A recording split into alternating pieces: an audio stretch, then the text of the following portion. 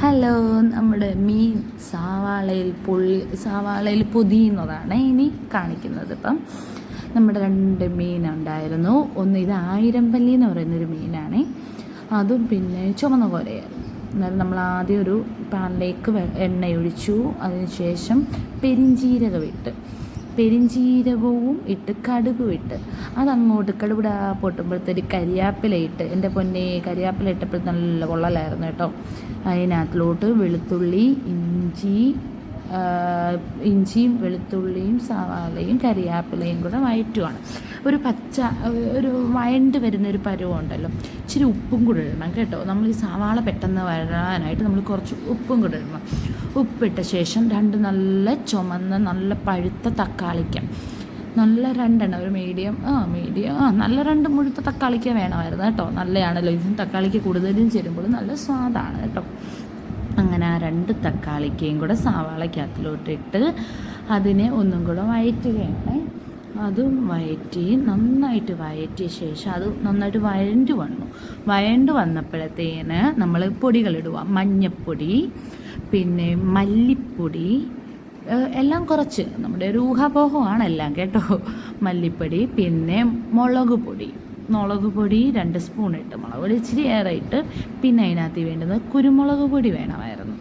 അങ്ങനെ നമ്മൾ കുരുമുളക് പൊടിയും ഇട്ട് നന്നായിട്ട് ആ പച്ചമണം പോകുന്നിടം വരെ നമ്മൾ ഇളക്കിക്കൊണ്ടിരിക്കണം. ആ പച്ചമണമൊക്കെ പോയി നന്നായിട്ട് എണ്ണ നമുക്ക് മേളിൽ തെളിഞ്ഞു വരണം ഇതിൻ്റെ. അതിനുശേഷമാണ് കാര്യങ്ങൾ. നന്നായിട്ട് ഇളക്കിക്കൊണ്ടിരിക്കുകയാണേ. നന്നായിട്ട് നമ്മുടെ ആ പച്ചമണമൊക്കെ പോയി എണ്ണ ഇങ്ങനെ തെളിഞ്ഞ് വരുന്നു. നമുക്കൊന്ന് വഴറ്റി വന്നപ്പോഴത്തേനും കണ്ടോ, കുറച്ച് സമയപ്പോഴത്തേനും ഇങ്ങനെയായി. ഇതിന് ശേഷം തേങ്ങാപ്പാലാണ് നമ്മൾ ഈ ഒഴിക്കുന്നത്. തേങ്ങാപ്പാലൊഴിച്ച് വീണ്ടും നമ്മളിതിനെ നന്നായിട്ട് യോജിച്ച്, തേങ്ങാപ്പാലിനകത്ത് ഈ മസാലകളെല്ലാം ഒന്ന് പിടിപ്പിക്കാം. വീണ്ടും ഒന്ന് യോജിപ്പിച്ച് നന്നായിട്ട് ഇളക്കി സൈഡ് മൂല എല്ലാം ചേർത്ത് നല്ല വൃത്തിക്ക് ഇളക്കി നമ്മൾ അന്നേരത്തേന് അത് ജസ്റ്റ് ഒന്ന് ചെറുതായിട്ടൊന്ന് തിളയ്ക്കണം. അത് കണ്ടൊന്ന് വഴണ്ട് വന്നപ്പോഴത്തേന് അതിനെ നികത്തി വെക്കണം. ആ പാത്രത്തിൽ ഇങ്ങനെ നികത്തി വെച്ചതിന് ശേഷമാണ് നമ്മൾ മീനിടുന്നത്. മീൻ ഇട്ട് ഒരു 1000 പല്ലിയും ഒരു ചുമന്ന കോരയായിരുന്നു നമ്മളെടുത്തത്. അത് 2 മീനും ഇട്ട് അതിന് ശേഷം നമ്മൾ 2 മീനും നമ്മൾ സെറ്റാക്കി അതിനകത്ത് വെച്ച്, പിന്നെ നമ്മൾ അവിടുന്ന് ഇവിടുന്നൊക്കെ സവാളയെല്ലാം എടുത്ത് ഈ മീനിനെ നമ്മളങ്ങ് പൊതിയുകയാണ് ഇനിയും ചെയ്യുന്നത്.